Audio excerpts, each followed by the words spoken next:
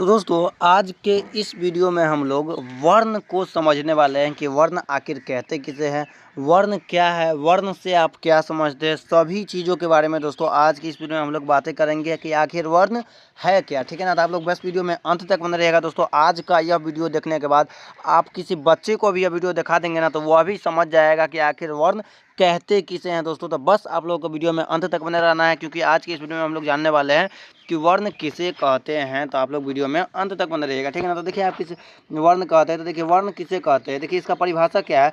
परिभाषा आप लोगों को बिल्कुल भी रटना नहीं है क्योंकि एग्जाम में आपसे परिभाषा बिल्कुल भी नहीं पूछा जाता है। तो देखिए परिभाषा क्या है कि वर्ण उस मूल्य या ध्वनि को कहते हैं जिसका खंड या टुकड़ा नहीं किया जा सकता है। देखिए आप लोगों को घबराना नहीं है, बस आप लोग देखते रहिए कि वर्ण उस मूल्य या ध्वनि को कहते हैं जिसका खंड या टुकड़ा नहीं किया जा सकता है। अर्थात जब हम कुछ उच्चारित करते हैं तो हमारे मुंह से जो ध्वनि निकलती है ना उसे हम लोग क्या कहते हैं, वर्ण कहते हैं। जब भी हम लोग कुछ बोलते हैं, जैसे बोलेंगे कुछ भी बोलेंगे, जैसे बोलेंगे कल, राम, नाम, तो हमारे मुंह से जो कुछ ध्वनि निकलता है ना आवाज़ के जरिए तो उसे हम लोग क्या कहते हैं, तो उसे हम लोग वर्ण कहते हैं। याद रखिए क्या है कि भाषा की सबसे छोटी इकाई, सबसे छोटा इकाई भाषा का क्या कहलाता है, तो वर्ण कहलाता है। तो क्या आप लोग समझे कि वर्ण उस मूल्य या ध्वनि को कहते हैं जिसका खंड या टुकड़ा यानी कि जिसे टुकड़ों में विभाजित नहीं किया जा सकता है। जैसे में देखिए इसका आप उदाहरण जो देखेंगे यह है अ, ई, उ, क, हलंत, ख, हलंत, इस टाइप से इसका उदाहरण रहता है। जैसे देखिए आपको कोई बोलेगा कल, क्या बोलेगा कि कल,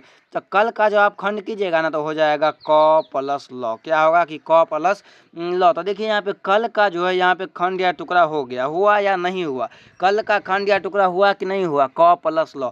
तो यही कह रहा है कि जिसका खंड या टुकड़ा न हो, यानी कि देखिए यह कल जो है यह वर्ण नहीं होगा, यानी कि जिसका खंड या टुकड़ा नहीं होना चाहिए, जिसे हम लोग दो शब्दों में विभाजित नहीं कर सकते हैं। जैसे में आप लोग देखे थे उदाहरण में कि जैसे में था अ, ई, उ, क, ख, यानी कि देख आप इसमें यह गौर कर रहे होंगे, यह जो है यह एक ही अक्षर है और इसे हम लोग जो है खंड या टुकड़ों में विभाजित नहीं कर सकते हैं, तो उसे ये हम लोग कहेंगे वर्ण। जिसे हम लोग किसी भी खंड या टुकड़ों में विभाजित नहीं कर सकते हैं उसे हम लोग क्या बोलेंगे, तो वर्ण बोलेंगे। तो आप लोगों को समझ में आ गया कि वर्ण किसे कहते हैं। तो देखिए वर्ण किसे कहते हैं, तो भाषा की सबसे छोटी इकाई को ही वर्ण कहते हैं। सबसे छोटा जो अक्षर होता है उसे ही वर्ण कहा जाता है। जैसे में हो गया अ, आ से य, र, ल, व तक जो हो जाता है ना अक्षर सब, उसी सब को वर्ण कहा जाता है।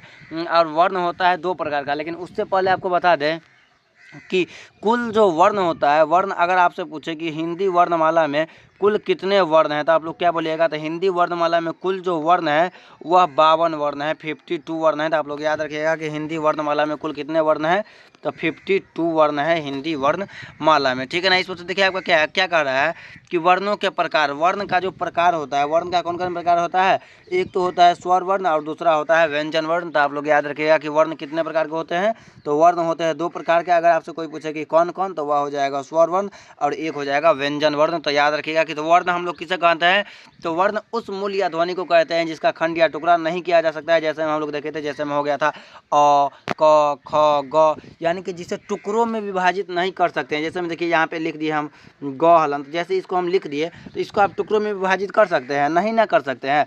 और जैसे में हम लिख देंगे र, म, न, तो इसे हम लोग आसानी से टुकड़ों में विभाजित कर सकते हैं क्योंकि ये देखिए 3 लेटर में है तो यह विभाजित हो जाएगा। जैसे में कोई एक लेटर जो यहाँ पे रहता था, जैसे में था यहाँ पे देखिए आप कि अ, उ, क, ख, तो इस सब को हम लोग टुकड़ों में विभाजित नहीं कर सकते थे, तो इसीलिए हम लोग इसे क्या कहेंगे, तो वर्ण कहेंगे। तो याद रखिएगा कि वर्ण किसे कहते हैं। ठीक है ना। और वर्ण का दो प्रकार था, स्वर वर्ण और व्यंजन वर्ण।